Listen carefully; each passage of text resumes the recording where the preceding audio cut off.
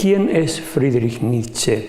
Desde luego hay que empezar haciéndose esta pregunta porque Nietzsche sigue produciendo confusión, todavía hoy, porque tiene una imagen poliédrica, como si hubiera distintos Nietzsches, o como si Nietzsche tuviera distintos rostros que no se dejan conjugar en una imagen con rasgos uniformes. ¿A qué se debe este desacuerdo ya en el punto de partida? ¿De qué Nietzsche vamos a hablar aquí hoy? Espero darles a lo largo de esta charla algunos datos para que ustedes se puedan hacer una idea, dentro de ciertos límites, naturalmente, de las causas que explican esa singular heterogeneidad y la proliferación de tantos contrastes. En todo caso, sí que se asume, esto de una manera general, que la influencia de Nietzsche en la cultura y en la mentalidad contemporánea ha sido muy importante y que su pensamiento ha constituido un revulsivo poderoso para el debate de ideas en muchos ámbitos, desde las prácticas artísticas y literarias a la política, pasando por la moral, la historia de las religiones, los estudios de género, la psicología o la teoría de la ciencia. Heidegger expresó esta importancia, para algunos con un poco de exageración, cuando dijo: Nietzsche es aquel en cuya luz o en cuya sombra todos pensamos hoy. Pues bien, Nietzsche nació en Röcken, un pueblo de la provincia prusiana de Sajonia, el 15 de octubre de 1844. Esta Alemania en la que Nietzsche nació era todavía políticamente lo que quedaba en Europa del Sacro Imperio Romano-Germánico fundado por Carlomagno al comienzo de la Edad Media. Lo único que había cambiado era que la cristiandad alemana se había hecho protestante con la reforma de Lutero, pero su estructura política seguía siendo la de un conjunto de feudos independientes gobernados generalmente por príncipes o por obispos, pero que ejercían en ellos su poder de manera absoluta. Es decir, mientras en Inglaterra y en Francia había habido revoluciones que habían abolido el antiguo régimen, permitiendo la conversión de esas naciones en estados modernos, en Alemania muchos intelectuales y muchos jóvenes suspiraban porque se saliese ya de la Edad Media y Alemania se convirtiera también en un estado moderno, lo cual había dos cosas, dos condiciones básicas para que eso empezara a producirse. La primera era la unificación política y por otro había la necesidad de un empuje cultural que elevara el nivel intelectual del pueblo, que era bastante atrasado y bastante bajo. Pues bien, la unificación de Alemania se produjo muy pronto, en 1870, la realizó Bismarck tras la victoria de Prusia sobre Francia, y eso supuso la creación del Segundo Reich y la elevación de Guillermo de Prusia a la condición de emperador. Con ese logro político, sin embargo, Bismarck no iba a hacer lo que los intelectuales clasicistas y románticos de manera muy insistente habían esperado que se hiciera, es decir, convertir a Alemania en una república de las letras o en una nueva Grecia. No, lo que hizo Bismarck fue potenciar la industrialización, la tecnificación, la modernización y poner las bases del poder económico y político que Alemania empezó a tener ya desde ese momento. Pues bien, Nietzsche nace, como digo, 26 años antes de que se produzca esa unificación y nace en el seno de una familia de pastores protestantes. Tuvo solo una hermana, Elizabeth, que jugó un papel muy importante en relación con la obra, de eso me voy a ocupar después, y los datos más importantes pues, son que el padre murió repentinamente cuando Nietzsche tenía solamente 4 años, al parecer de un derrame cerebral, Y a raíz de eso la familia se traslada de Röcken a Naumburg y Nietzsche pasa el resto de su infancia en esta ciudad, en un hogar en el cual él es el único varón y las demás personas que viven en el hogar son la madre, la hermana, la madre del padre y 2 tías solteras, todas ellas sumamente piadosas y muy puritanas. De la infancia y adolescencia, decir solo que destacó desde muy pronto por sus extraordinarias condiciones intelectuales y que cursó la enseñanza secundaria en un prestigioso internado con una beca, Forta, donde fue educado en una disciplina casi militar y donde descubrió y desarrolló su inicial pasión por los autores clásicos y la literatura alemana. Y destacar también un dato que va a ser importante para algo que voy a decir después, y es que en la ficha médica que recogía el estado de salud de Nietzsche durante su estancia en ese internado de Forta, figura ya que padecía frecuentemente de jaquecas y de migrañas frecuentes, como digo, y de fuertes dolores en los ojos. Bien, cuando terminó su enseñanza secundaria, Nietzsche optó por estudiar en la Universidad Filología Clásica y lo hizo primero en Bonn y después en Leipzig y estuvo siempre protegido por un influyente profesor, Friedrich Ritschl, que lo acogió primero como becario y luego lo hizo ayudante suyo. Nietzsche se formó, por tanto, con este profesor, Friedrich Ritschl, en los métodos y en los contenidos de la filología clásica, y lo hizo con tanto interés y con tanto aprovechamiento y con tan excelentes resultados que cuando todavía no tenía la tesis doctoral y solo tenía 24 años, Ritschl le recomendó para que ocupara la cátedra de lengua y literatura griegas en la Universidad de Basilea.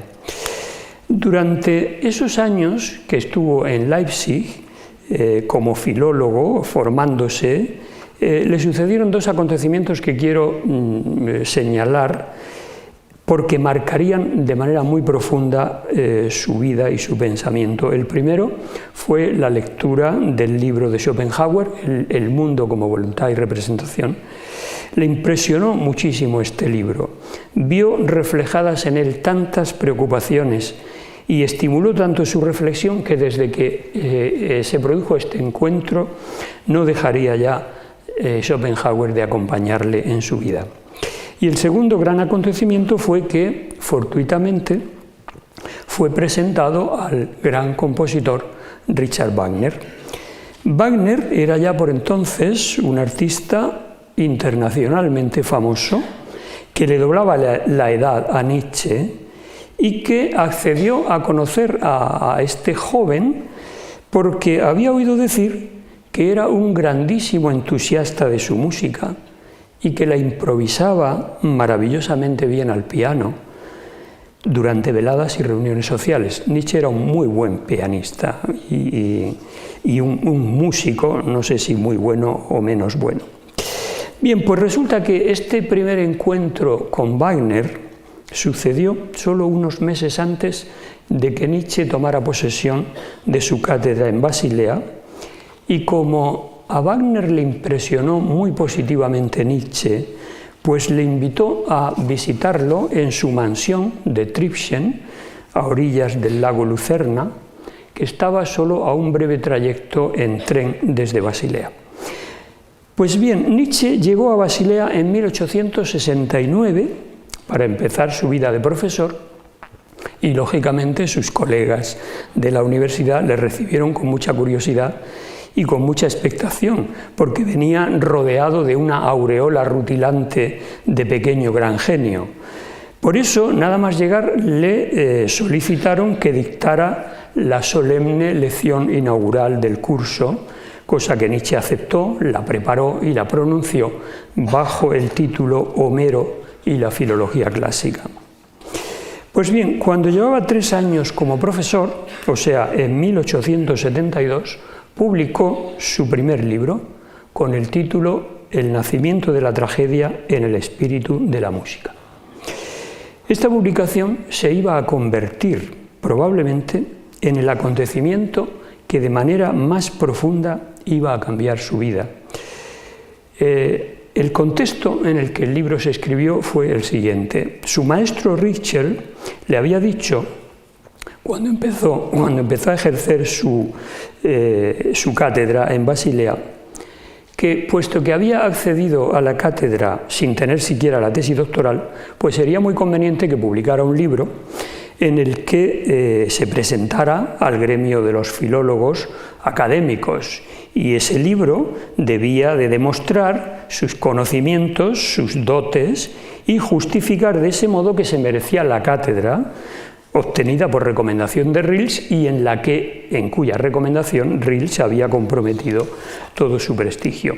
Y en efecto, Nietzsche se puso muy obedientemente a escribir ese libro, pero el destino quiso que al mismo tiempo que lo escribía, la amistad con Richard Wagner fuera estrechándose hasta el punto de que la influencia de esa relación se introdujo en el libro y le cambió por completo sus objetivos e incluso sus contenidos.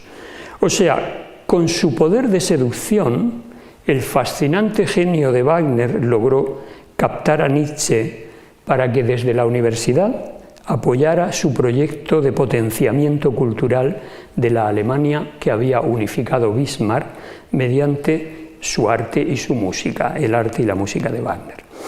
Desde luego, Wagner había captado muy bien el potencial intelectual que Nietzsche tenía para añadirlo a su causa. Wagner necesitaba jóvenes así, que dieran a conocer sus ideas y sus obras de manera brillante, y de ese modo atraer el dinero que necesitaba para la puesta en escena de sus monumentales óperas y llevar a cabo esa acción educadora que en la que él se había comprometido. Nietzsche ciertamente era muy joven todavía y fatalmente sucumbió al poder que Wagner ejercía sobre él.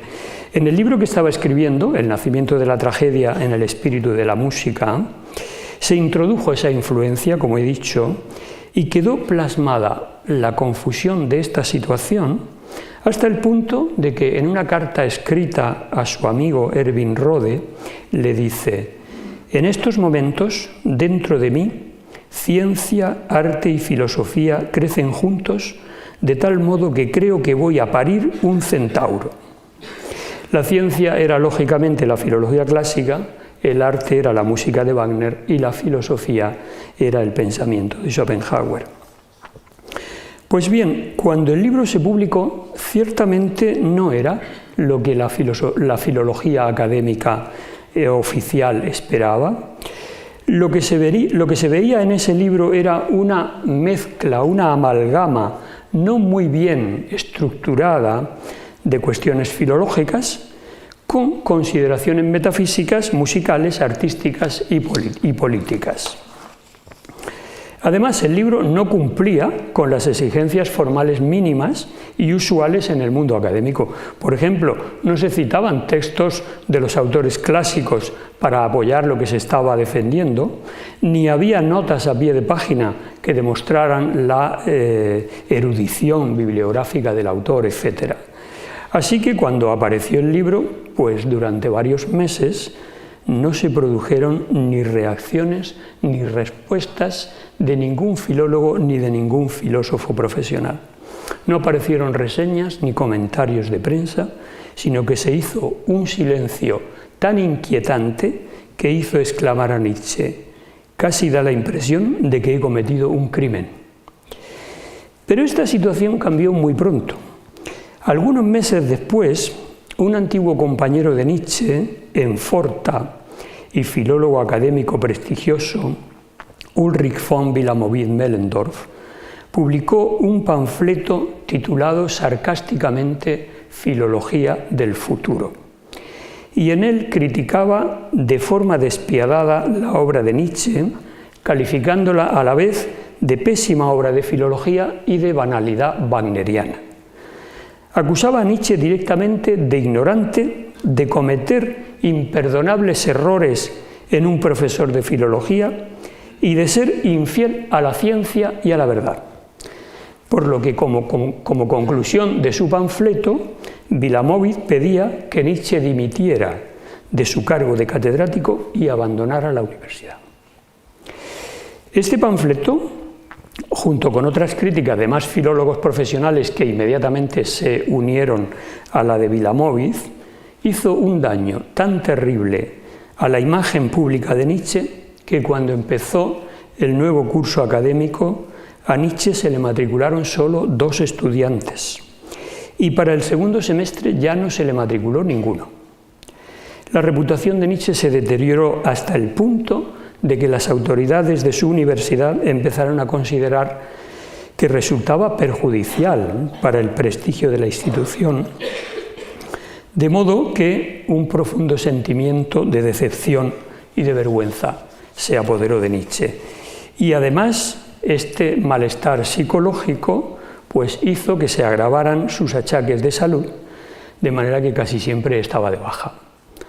En semejante situación, las autoridades de la universidad pues empezaron a verle como un incordio, de modo que como ya no tenía alumnos, pues acordaron concederle la jubilación en 1879, es decir, cuando tenía 35 años, con una pensión modesta.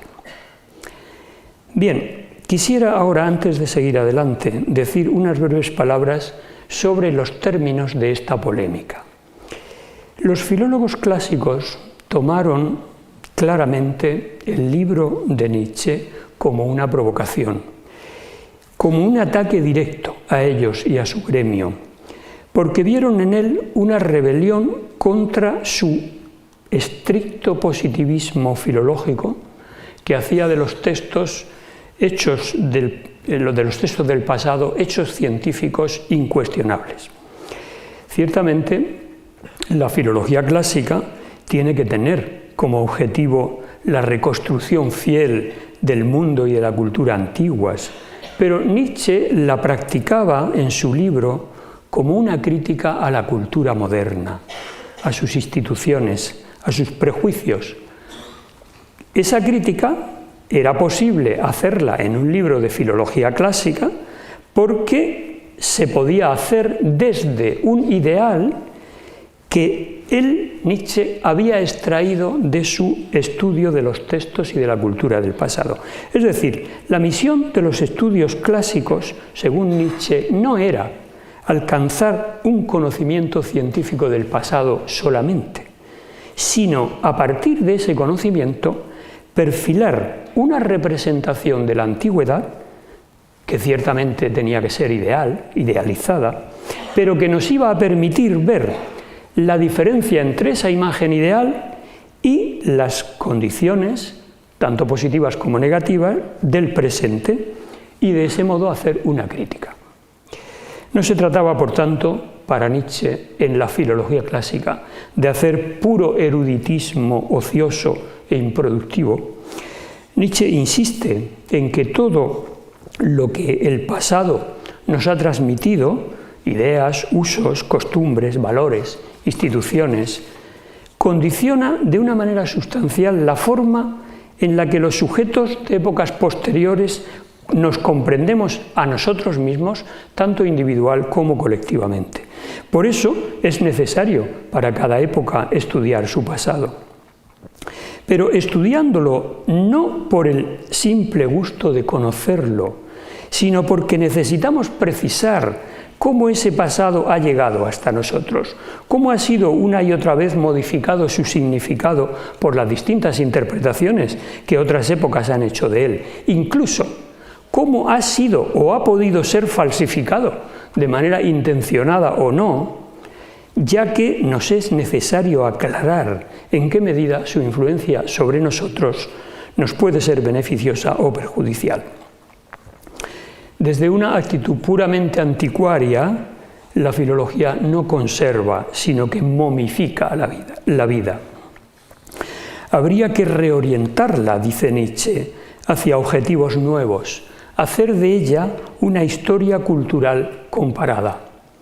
Pero era obvio que con esto Nietzsche se adelantaba demasiado a su tiempo y esas propuestas no tenían el caldo de cultivo suficiente para ser bien recibidas. Bien, puesto que, como he dicho, una de las causas de lo que provocó el fracaso universitario de Nietzsche fue su encuentro y su relación con Wagner, querría detenerme ahora en un breve análisis de la relación entre ambos. Nietzsche deja muchos testimonios en sus escritos y en sus cartas de cómo, en sus años de estudiante, se había enamorado perdidamente de la música de Wagner y en particular del Tristán e Isolda. Siempre reconoció el poder sublime que ejercía en su sensibilidad esa música, a la que consideraba el mejor recurso para escapar de la sordidez del mundo. El mundo, dice Nietzsche en Ecce Homo, el mundo es pobre para cualquiera que nunca haya estado lo suficientemente loco como para esta voluptuosidad del infierno. Creo que sé mejor que nadie de qué cosas tremendas es capaz Wagner. Los 50 mundos de éxtasis alienígenas para los que nadie además de él tenía alas. Y dada mi forma de ser, que tiende a convertir incluso lo que es más peligroso en una ventaja, llamo a Wagner el gran benefactor de mi vida. Bien, dejando a un lado estos entusiasmos, es probable que la primera importancia que Wagner tuviera para Nietzsche fuera la manera en la que vio en su ambiente y en su arte que la grandeza era todavía posible. Después de su primer encuentro en Leipzig, Wagner invitaba continuamente a Nietzsche a pasar fines de semana y vacaciones en su mansión de Tribschen. Y esas frecuentes estancias en Tribschen permitieron a Nietzsche contemplar y experimentar un estilo de vida y unos disfrutes que nunca antes había vivido. Al recordarlas en Ecce Homo, se refiere a ellas como los tiempos gloriosos que ahora ya son pasado, o también como el primer aliento de auténtica libertad que respiré en mi vida. El primer día que Nietzsche llegó a Tribschen, Wagner le fue mostrando la deslumbrante sucesión de las salas y habitaciones lujosamente amuebladas de aquel palacio, algo totalmente nuevo y embriagador para el joven Nietzsche, que se había pasado la vida en austeras y clericales habitaciones protestantes. Y también fue en Tribschen donde conoció a la primera mujer cuya personalidad y altura intelectual le dejaron impresionado, Cosima, hija de Liszt y esposa de Wagner. Fue para él la primera mujer del gran mundo, libre, desprejuiciada, que tan fuertemente contrastaba con las mujeres de los pueblos que habían dominado su infancia.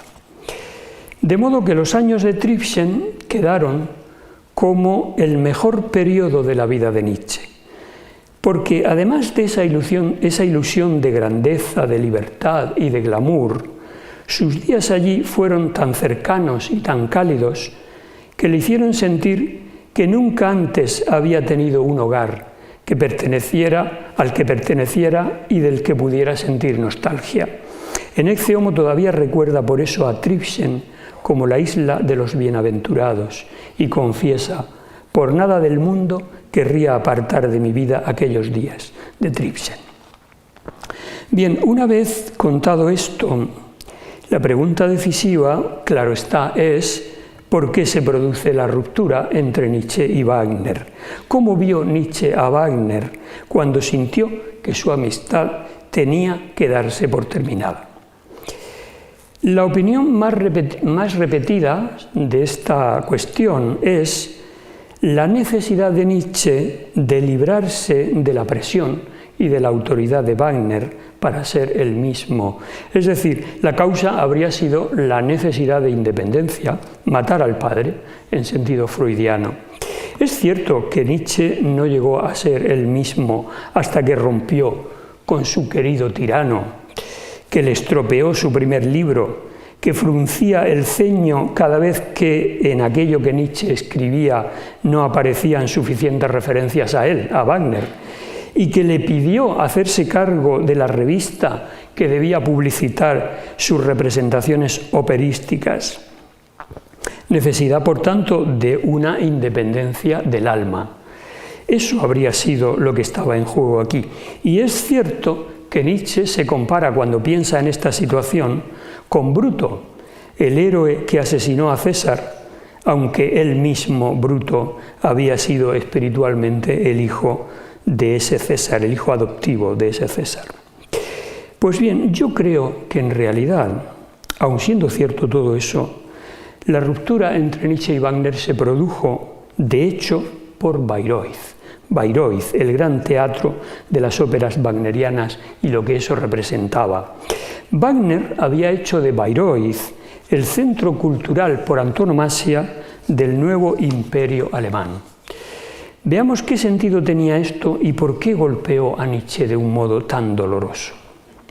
En su tetralogía, Wagner recurre a mitos y sagas germánicos como creadores de identidad colectiva y de comunidad. Esos mitos eran lo que Wagner pretendía transmitir a los alemanes a través de su música.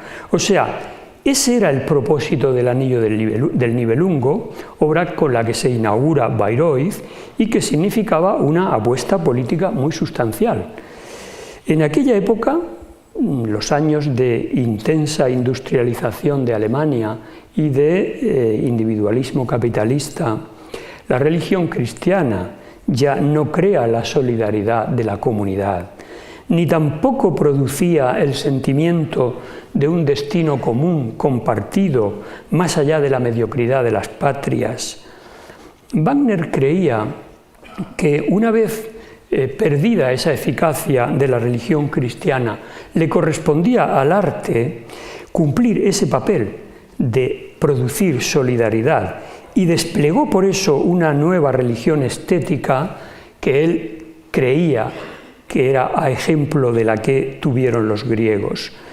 Nietzsche, sin embargo, criticaba esa religión de Wagner, la religión estética, porque en vez de producir una experiencia universalizadora de comunión, de solidaridad, de conexión artística sublimada entre los hombres, en realidad no era más que un arte nacionalista construido sobre las leyendas y los mitos germánicos, con el cual Wagner dejaba a un lado su idea de un arte conciliador para abrazar el sueño de un gran arte alemán, capaz de definir el ser alemán y distinguirlo bien de lo extraño, es decir, de todo lo procedente del ámbito semita y latino. Recordemos que estamos hablando de los años posteriores a la unificación alemana y el mayor interés para Wagner era entonces el de la identidad de la nueva nación y el de la constitución de un pueblo al que había que construirle su mito del futuro. Y Bayreuth fue la empresa indisociable de esta política nacionalista. Esta fue, por tanto, en mi opinión, la principal razón de que cuando Nietzsche asistió al estreno del Anillo del Nibelungo no se quedara ni siquiera a presenciar toda la tetralogía, sino que después de ver las dos primeras óperas se marchara de Bayreuth contrariado y enfadado. Bayreuth no era para él sino el centro de la propaganda política de la gran Alemania unificada. Bien, retomemos ahora de nuevo el hilo de la biografía de Nietzsche en el momento en el que le concedieron la jubilación a los 35 años, momento en el que empiezan sus años de vagabundeo incesante y solitario. Es importante subrayar esta soledad que durará ya hasta su muerte, aunque es cierto que conservó algunos amigos, nunca encontró una compañía femenina.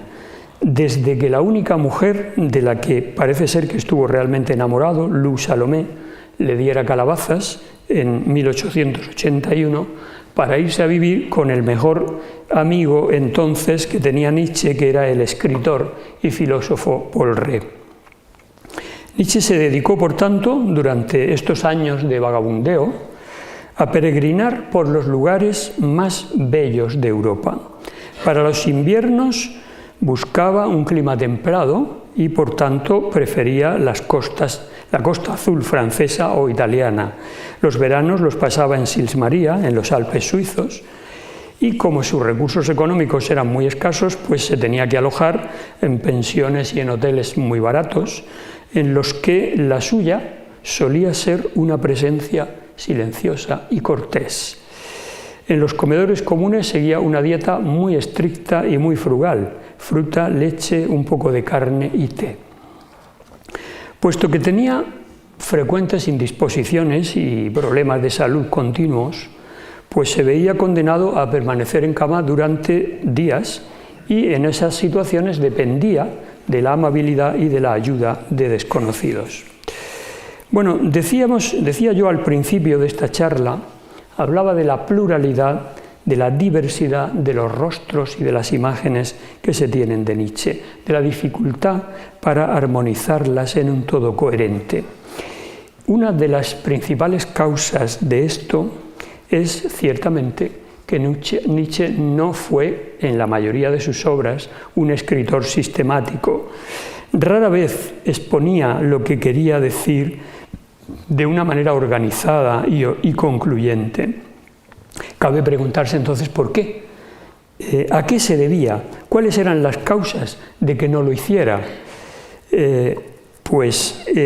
Obviamente la forma de escribir que tiene Nietzsche fue condicionada de una manera muy importante por su enfermedad.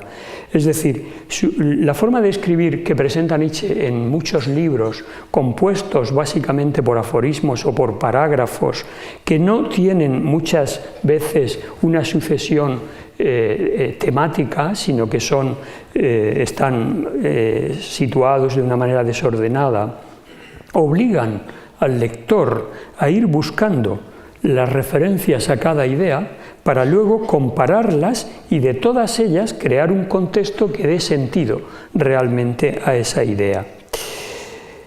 Pues verdaderamente fue la enfermedad la que condicionó ese estilo, y voy a tratar de explicar un poquito por qué. Nietzsche fue, como ya voy diciendo, durante toda su vida un enfermo crónico.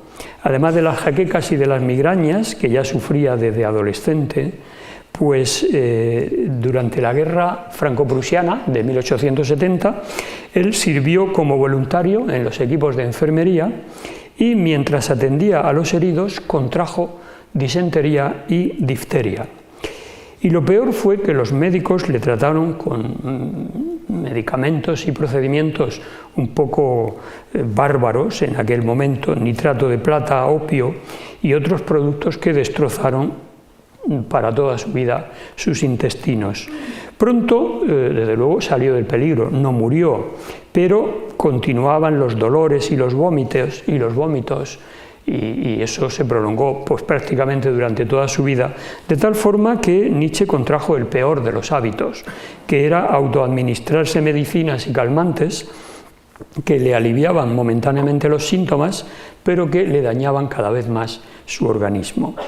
Y por eso sufrió ya durante toda su vida de problemas intestinales, de ictericia, insomnio, vómitos de sangre, con ataques a veces continuos y graves, además de sus dolores de ojos y de cabeza. De manera que tuvo que aplicarse al estilo aforístico, o como él lo llamaba, al maldito estilo de telegrama. La brevedad se le imponía, puesto que los periodos en los que era capaz de leer y escribir eran muy intermitentes y cortos.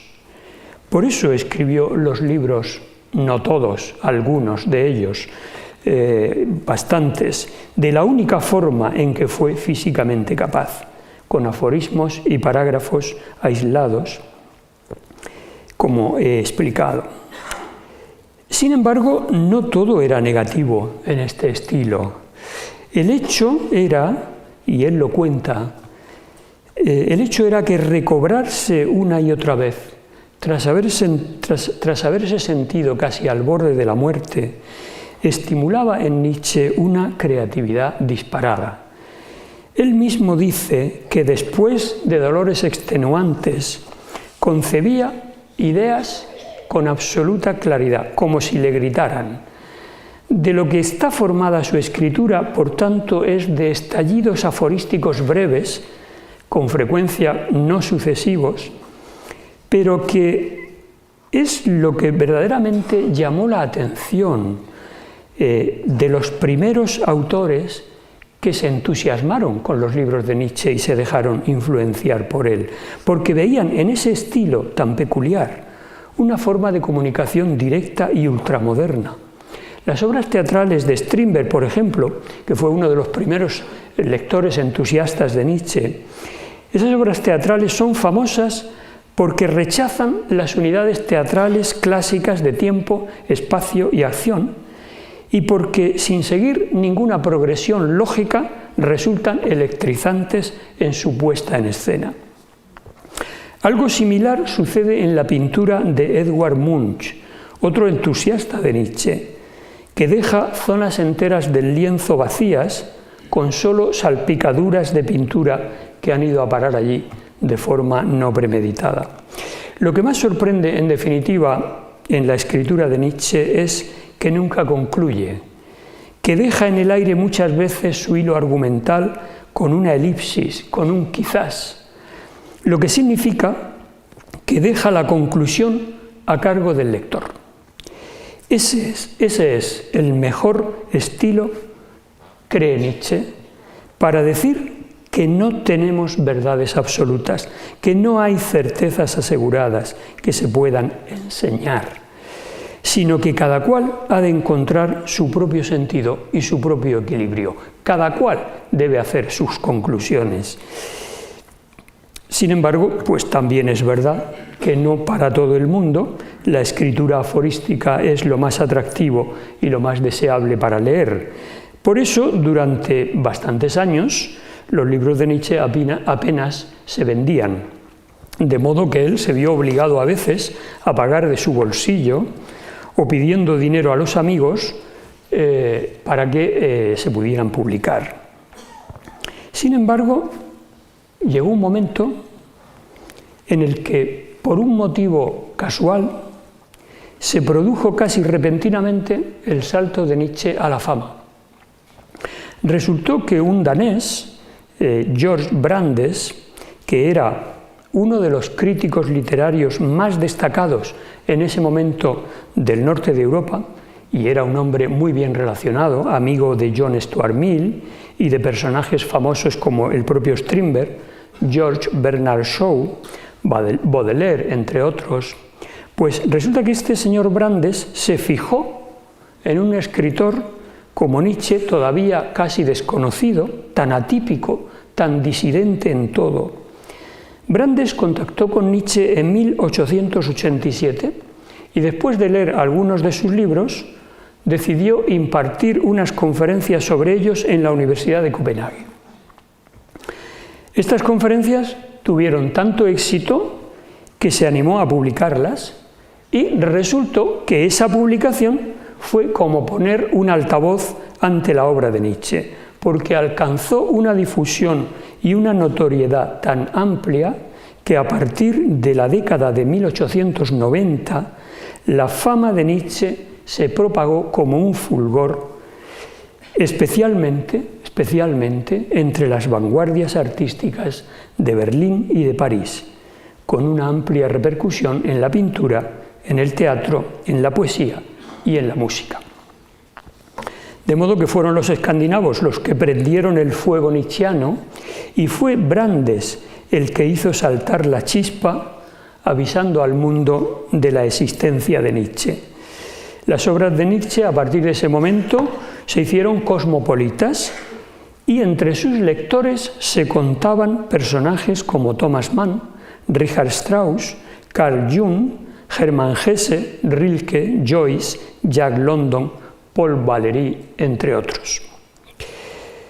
Sin embargo, el mito en el que Nietzsche verdaderamente se convirtió, incluso antes de morir en 1900, desafortunadamente no fue el resultado de esta difusión tan tranquila, tan exitosa a la que me acabo de referir, sino que inmediatamente fue distorsionada por una leyenda falseada que comenzó a propagarse poco después de que Nietzsche colapsara psíquicamente en enero de 1889. Es ya muy conocida y evocada esa escena en la que, paseando por la piazza Carlo Alberto de Turín, Nietzsche vio cómo un cochero golpeaba cruelmente a su caballo con la fusta y se abrazó al caballo llorando, al mismo tiempo que se desplomaba en el suelo víctima de un ataque cerebral.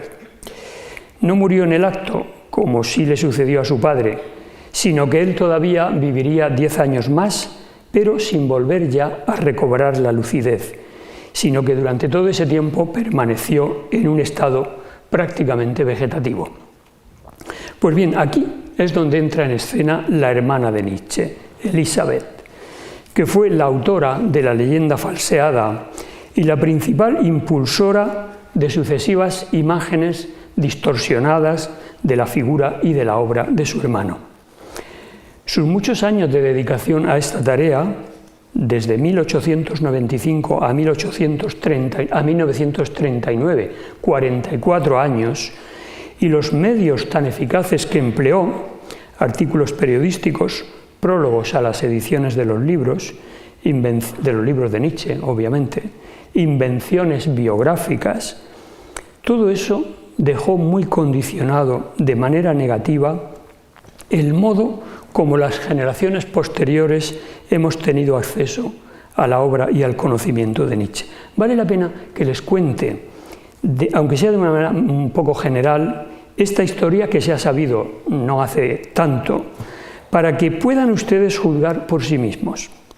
Una historia que empieza en el estado en el que quedaron los últimos escritos de Nietzsche, o sea, sus cuadernos en los que venía trabajando desde hacía años, borradores y apuntes para sus futuras obras, notas de lectura, cartas, colecciones de aforismos aún no publicados.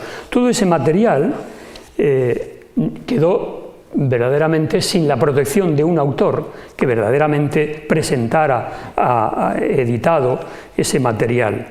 Eso fue a parar a manos de Elisabeth en los términos en los que ahora voy a exponer. Resulta que Elisabeth se había casado años atrás con Bernard Foster. Bernard Foster era uno de los líderes del movimiento antisemita alemán y juntos, este matrimonio, habían fundado una colonia alemana en Paraguay con fines comerciales. Y para eso habían pedido préstamos y junto con sus propios ahorros los habían invertido allí con resultados absolutamente desastrosos, tan desastrosos que Bernard Foster se suicidó y dejó a su esposa en una situación económica bastante comprometida. Elisabeth conocía, por esos años, el rápido ascenso de la fama de su hermano y el interés internacional que despertaba y decidió volverse a Alemania y aprovechar esa situación para salir de sus apuros y crearse una ventajosa posición social y económica, para lo cual tomó la decisión de convertirse en el apóstol principal de su hermano. De modo que en su casa familiar de Naumburg reunió todos los libros, los cuadernos, las cartas, los documentos, todo lo que tenía relación directa con Nietzsche, y lo ordenó en forma de un archivo. Eran todavía los últimos años de vida de Nietzsche, incapacitado, que sobrevivía en esa misma casa junto con su madre, que era quien le cuidaba. Pues bien, lo primero que tenía que conseguir Elisabeth para sus planes era convertirse en la propietaria única de los derechos de autor del legado de su hermano. Para lo cual, lo primero que hizo fue escribir un informe denunciando a su madre como incapaz de cuidar a Nietzsche y solicitando ser ella la tutora. El médico de familia se negó a firmar y dar curso a esa petición, y entonces ella le ofreció a su madre 30.000 marcos por la propiedad de esos derechos, y la madre los aceptó. Desde luego la madre no sabía que los ingresos generados por los libros de Nietzsche ascendían a esa cantidad en solo un año. Desde 1895, Elizabeth controló, por tanto, la publicación y el acceso, la edición y el copyright de toda la obra de su hermano, así como sus cartas, las escritas por él y las que recibió.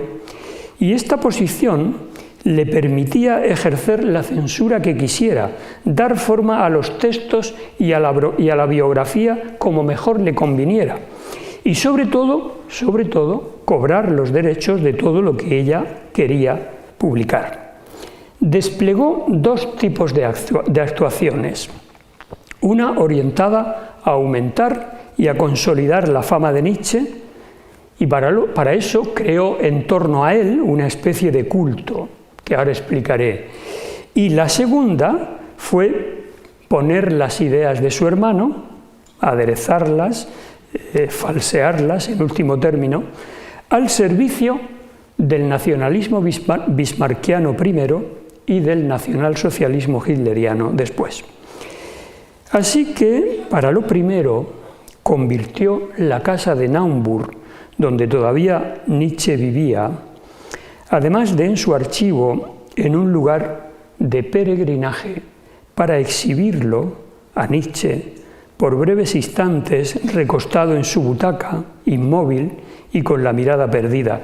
Esto lo hacía, como digo, para atraer al público, para lo cual también celebraba allí en la casa encuentros y fiestas con los que fomentaba ese culto y ese entusiasmo. Por eso, tal vez el mejor testimonio de lo que representó Elizabeth en los últimos años de la vida de Nietzsche lo constituye el retrato que le hizo Edvard Munch, por encargo de ella misma, a Elizabeth, el retrato que le hizo Edvard Munch a la propia Elizabeth. El pintor eligió para pintar a esta señora un lienzo de grandes proporciones y le dio el rostro endurecido e implacable de un verdugo.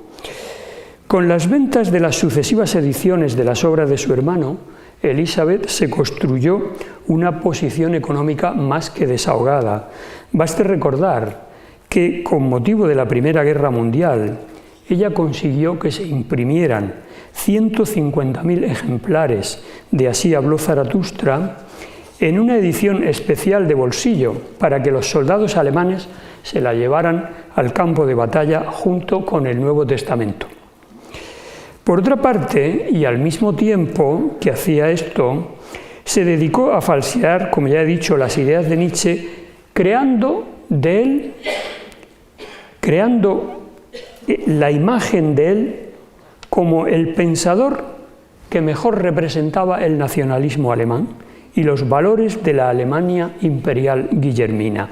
No es de extrañar que las falsas interpretaciones que ofrecía del pensamiento de su hermano, fueran aceptados por mucha gente, porque aunque es verdad que pocos estudiosos la citarían hoy como una intérprete fiable, su influencia ha sido tremenda, porque nadie podía desafiar las interpretaciones que ella hacía con ninguna autoridad, ya que ella era la guardiana del material aún no publicado de Nietzsche, y decía apoyar sus interpretaciones, además de en ese material, en recuerdos precisos de lo que supuestamente su hermano le había dicho en sus conversaciones. Este uso discrecional del material póstumo de Nietzsche se concretó principalmente en tres actuaciones que fueron: por un lado, prohibió que se publicaran dos de los últimos trabajos de Nietzsche, Ecce Homo y El Anticristo, en los que el filósofo ofrecía algunas coordenadas importantes para interpretar el significado de su pensamiento. Al cabo de algunos años, cuando ya decidió publicarlos, aparecieron en una versión muy mutilada y desfigurada, muy reducida, y además ese retraso en la publicación tuvo consecuencias graves, porque en esos libros, que en las partes, en determinadas partes fueron censurados, esos libros contienen rechazos explícitos por parte de Nietzsche de muchas ideas que Elisabeth atribuía a Nietzsche y que han quedado, sin embargo, asociadas a él hasta nuestros días. Por eso decidió primero no publicarlas y publicarlas después solo de un modo censurado. Aún peor fue la decisión de Elisabeth de reunir algunos de los apuntes y aforismos del legado de su hermano, ordenándolos de forma sistemática para publicar el libro que desde 1901 se conoce como La voluntad de poder. En el prólogo que escribió a esta publicación, Elisabeth la presenta como la obra cumbre de Nietzsche, y sin embargo, de ningún modo este libro es un libro de Nietzsche, sino que es una colección de notas que Elisabeth arregla y amaña para hacerle decir cosas que seguramente pues, Nietzsche no habría dicho.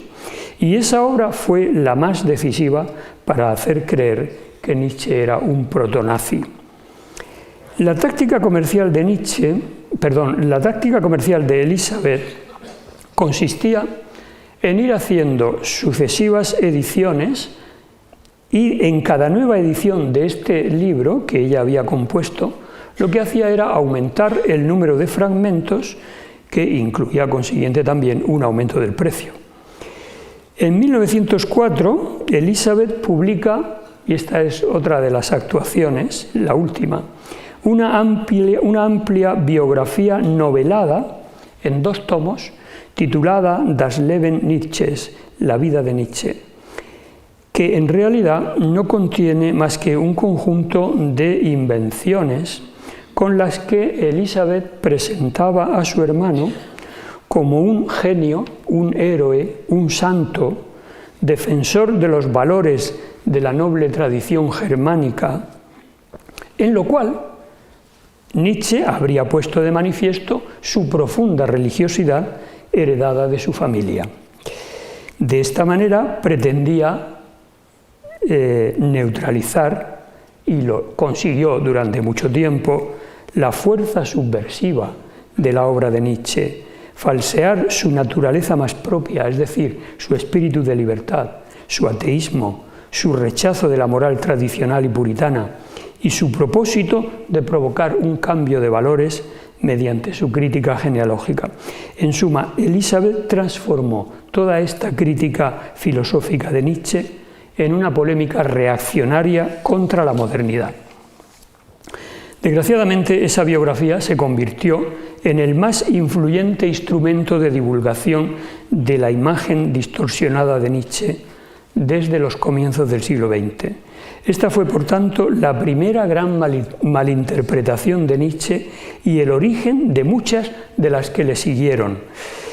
Lo mismo cabe decir, y ya voy terminando, de sus servicios, los servicios de la hermana, a la causa del Tercer Reich. Y es curioso que entonces, sin el menor escrúpulo, con sus nuevos artículos periodísticos, Elisabeth alimentara una imagen belicosa de Nietzsche que hacía de la voluntad de poder y del superhombre una justificación de la crueldad y de la violencia.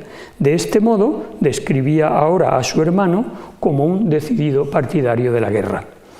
Ningún caso hacía, pues, al desprecio que Nietzsche había mostrado una y otra vez por el nacionalismo alemán, ni a su crítica al mito de la raza, ni a su rechazo del militarismo y tantas otras cosas. El caso es que Nietzsche se encontró de pronto vestido con el uniforme nazi, y toda su obra y su persona quedaron ensombrecidos en adelante por esta tergiversación.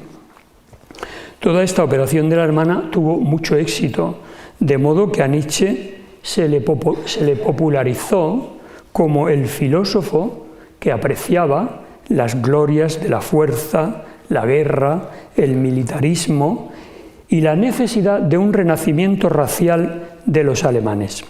Esa imagen resulta que se incorporó a la máquina de propaganda de los aliados, de modo que en la Segunda Guerra Mundial, en Inglaterra, durante ese periodo, en Inglaterra, en Francia, en Estados Unidos, Nietzsche empezó a ser visto, a ser entendido como el apóstol de la crueldad y de la barbarie alemanas. Y buena parte de esa imagen todavía no ha sido erradicada. Por tanto, y para concluir, las dos grandes contradictorias malinterpretaciones de Nietzsche fueron las que hizo su propia hermana. Y esas fueron el origen y la semilla de otras que surgieron después. De modo que cuando nos llama la atención la imagen poliédrica que aún ofrece Nietzsche, cuando vemos que sus ideas cambian de manera significativa entre unos intérpretes y otros, podemos pensar en dos causas principales de esta disparidad. Por un lado, el inusual y asistemático estilo literario de Nietzsche, pero por otro, ese trabajo intenso y prolongado de la hermana durante más de 40 años, que utilizó la obra de Nietzsche a la manera de un patrimonio monetario propio, disponible para ser adaptado a los gustos y exigencias de cualquier comprador, fuese la que fuese su ideología. Muchas gracias.